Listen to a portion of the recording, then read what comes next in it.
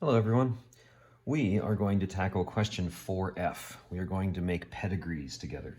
Now, when you make these pedigrees, there's going to be one pedigree for an autosomal condition, and there's going to be one pedigree for a sex-linked condition. So what we're going to do is we're going to break this into two videos. So 4F1 will be the autosomal pedigree, and then 4F2 will be the sex-linked pedigree.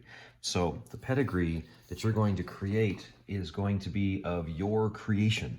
So we will do a sample here so that you understand what a pedigree is, but ultimately it's much more powerful if you create your own. Please do not just copy mine. So a pedigree. Here we're dropping this term pedigree, and some of you have no idea what that is. So a pedigree is a diagram. And it's a diagram that illustrates, diagrams, displays the genetic history of a family.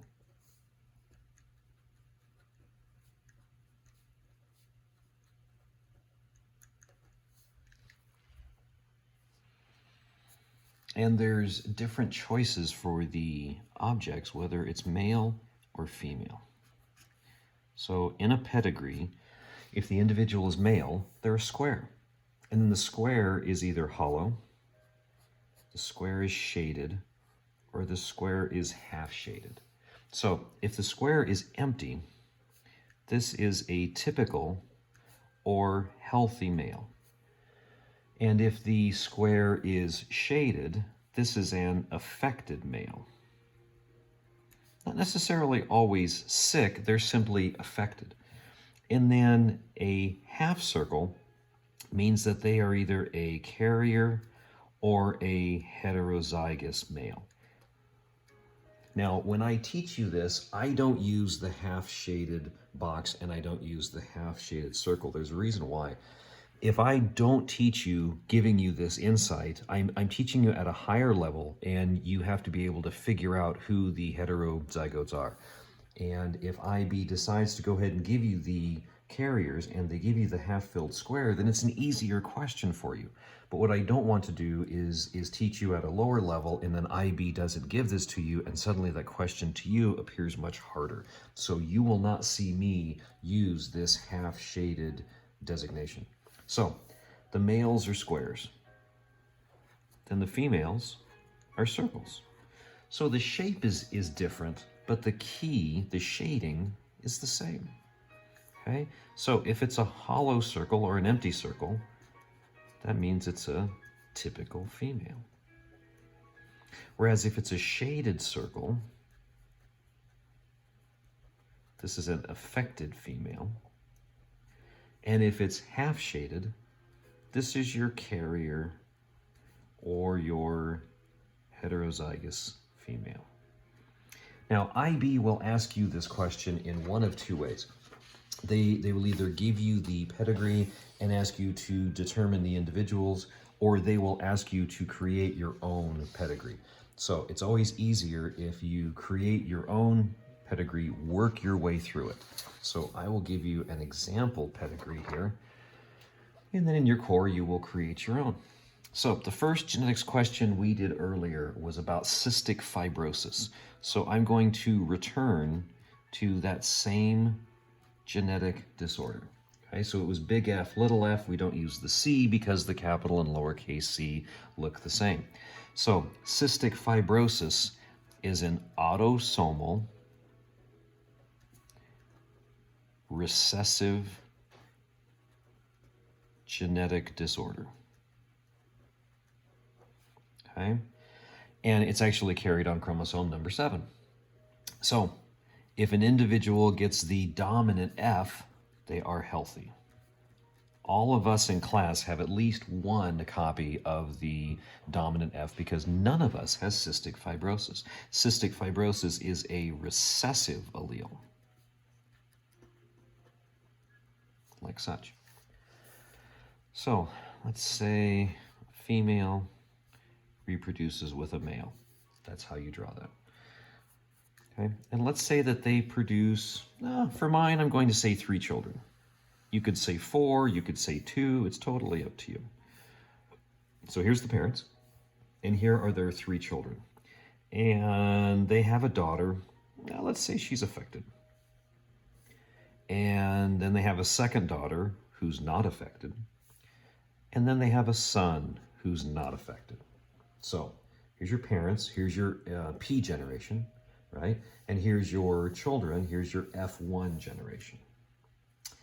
Then she's going to reproduce with an unaffected male. And then let's give them 4 children. Again, these are arbitrary. This is my pedigree. You can make up, or I strongly recommend that you make up your own. So let's say that they do girl, boy, let's just say. So there's a daughter, there's a son, there's a daughter, and here's a son. And let's say everybody's healthy but the last child. Let's say the son is affected. Actually, their son, their grandson. Okay? And then this healthy male over here reproduces with a healthy female. And let's give them, let's say, 2 children. By the way, notice how this generation is all on the same line, and then notice now how this generation is all on the same line. So it's P, F1, F2. And let's also give them, let's say, a daughter and a son, one of each. In this example, since it's autosomal, in all honesty, the sex of the offspring really doesn't matter. We'll do a sex-linked pedigree in the next video, and then the sex of the individual really matters. All right, so let's see what we know and let's see what we don't know. So anyone who is healthy, since they're healthy, that means they carry and express the dominant allele. So the female and the male. The female here, it's empty, so she's healthy, which means she carries big F. Ignoring her children, at this point, we have no idea what her second allele is. Same thing for the male. He's healthy, so we know he's big F, but we have no idea what his second allele is. So let's take a look at their biological children. So their first child here is an affected female. Well, if she's affected with cystic fibrosis, that means that she must be little f here. Little f. Well, if these are her alleles, where did she get those alleles? She got those alleles from her biological parents. So this allows us to work backwards. And this little f, this recessive f, came from one parent. And this recessive f came from the other parent. So on pedigrees, as you go down generation to generation, it tells you eventually about the generations beforehand.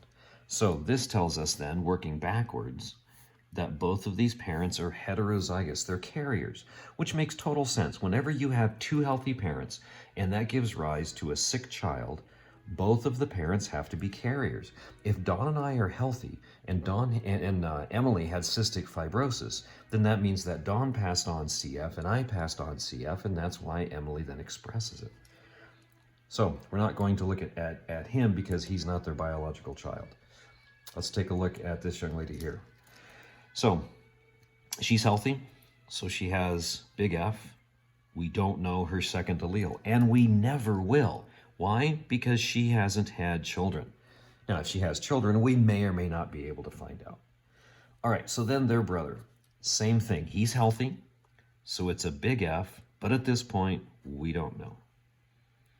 All right, so let's go back to the left. Let's take a look at this individual here. You say, oh, that's an in-law. Nah, you don't know that. As a biologist, whether these people are married or not is none of our business.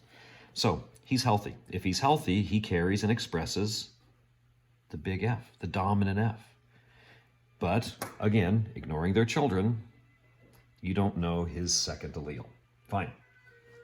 So the daughter here, big F, we don't know. Their son, healthy, big F, we don't know. Their daughter, big F. And you say, well, hold it. We don't know. Are you sure that we don't know this? Well, actually, what do you know about their mom? Their mom is homozygous recessive, which means the only thing that mom has to offer is little f. So even though her 3 children here appear healthy, what do you notice about their second allele? Their second allele is the cystic fibrosis allele. These are all carriers. Then they have a brother. The brother, unfortunately, expresses cystic fibrosis. He is little f, little f. Well, hold it. This makes sense because he got this from his biological mother. Where did the other one come from? The other one came from biological father here. Because don't forget, the mother here, she goes through meiosis and she separates these alleles. So only one of these alleles goes to the child. So if the child gets a double recessive, the other recessive came from the biological parent. All right, so then go over here. Healthy. Healthy. We go down to their first child. Their first child is a daughter. The daughter is healthy, so she is big F, and we don't know what her second allele is. Their son, though, their son is sick. Therefore, the son is little f, little f. Once again, we work backwards. Where did these little f's come from? These little f's came from the parents. Here and here. So this is a 3-generation pedigree. You have your P generation here, you have your F1 generation here, and then you have your F2 generation here. So whether you use cystic fibrosis, Huntington's, Tay-Sachs, sickle cell and anemia, totally up to you. But sit down and create a 3-generation autosomal recessive pedigree, and then determine the individuals as much as you can as to what their genotypes are. Sometimes, like this female, and actually like this female here too, you may not be able to determine all of their genotypes. Good luck.